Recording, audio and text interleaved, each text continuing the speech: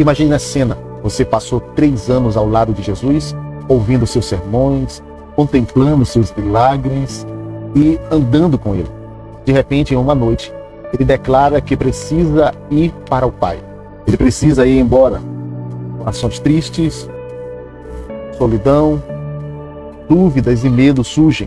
Porém, ele completa a frase: mas eu enviarei outra pessoa para que fique para sempre com vocês. Enquanto Jesus está indo, ele está preparando uma pessoa que nunca mais se separará de nós. Ele ficará conosco para toda a eternidade. Quem é essa pessoa que Jesus está falando? Quem é essa pessoa que ficará conosco para sempre? Nesta aula de hoje, eu quero apresentar a vocês a pessoa do Espírito Santo. E aí nós vamos trabalhar nessa temática aqui. O Deus Espírito Santo. Então, se você bem entender, nós precisamos compreender isso. O Deus Espírito Santo, a terceira pessoa da Trindade.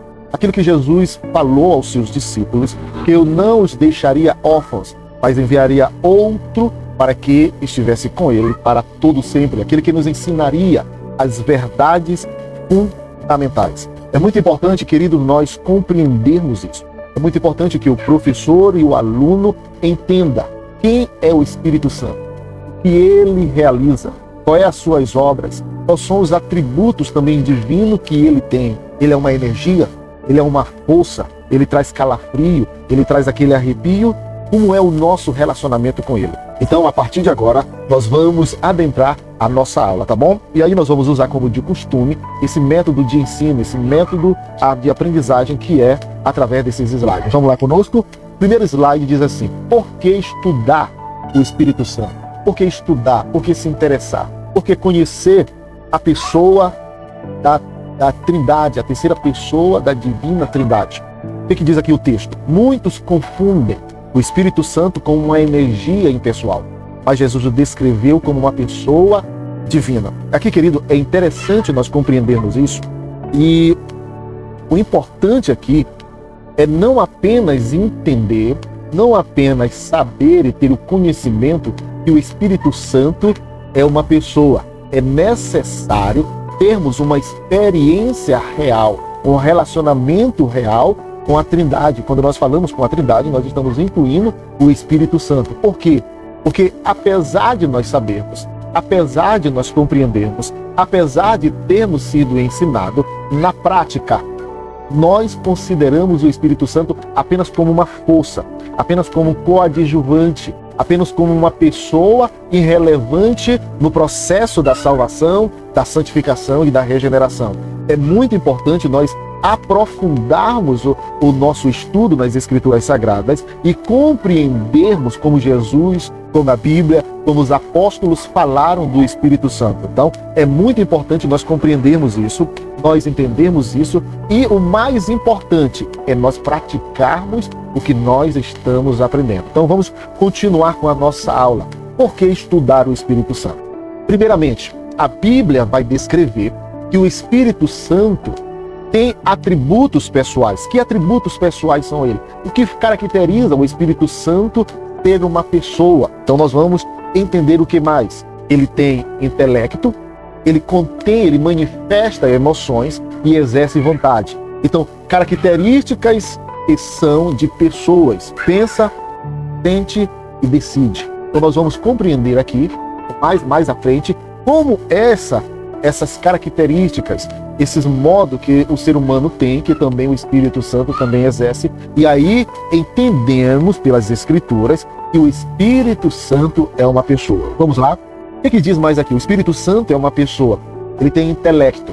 Lá em 1 Coríntios, capítulo 2, dos versículos 10 a 11, vai nos levar a entender que o Espírito Santo conhece as profundezas de Deus. Ele possui mente, ele possui razão e ele conhece as profundezas de Deus. Ensina e faz lembrar as palavras de Cristo. Ele pensa, querido. Ele raciocina. Ele toma decisões conforme as habilidades intelectuais que ele tem. E essas características demonstram pelas Escrituras Sagradas que o Espírito Santo se comunica. Ele fala, ele pensa, ele analisa. Ele tem faculdades relacionadas a uma pessoa. Ele não é uma energia, ele não é apenas um corpo morto, ele não é apenas um poder ou uma carga elétrica que nós sentimos quando nós estamos adorando a Deus. Não.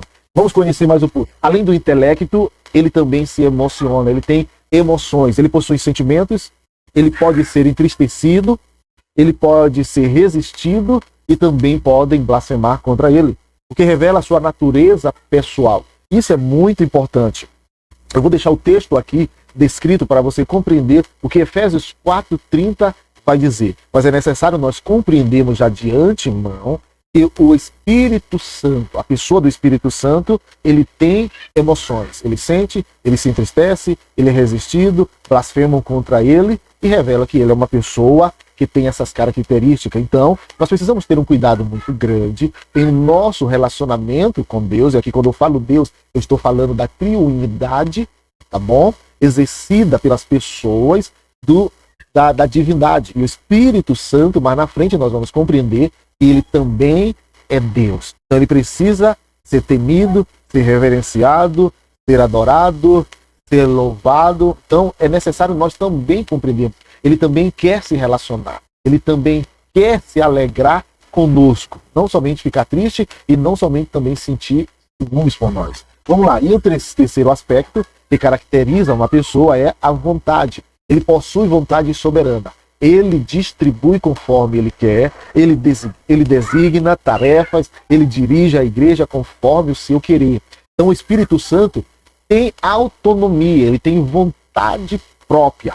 É ele que exerce pelas Escrituras Sagradas, é ele que dá, é ele que distribui, é ele que ordena, é ele que pede, é ele que diz quando é para ir, quando é para voltar. Então você percebe que o Espírito Santo, a pessoa do Espírito Santo, queridos, é uma pessoa extraordinária.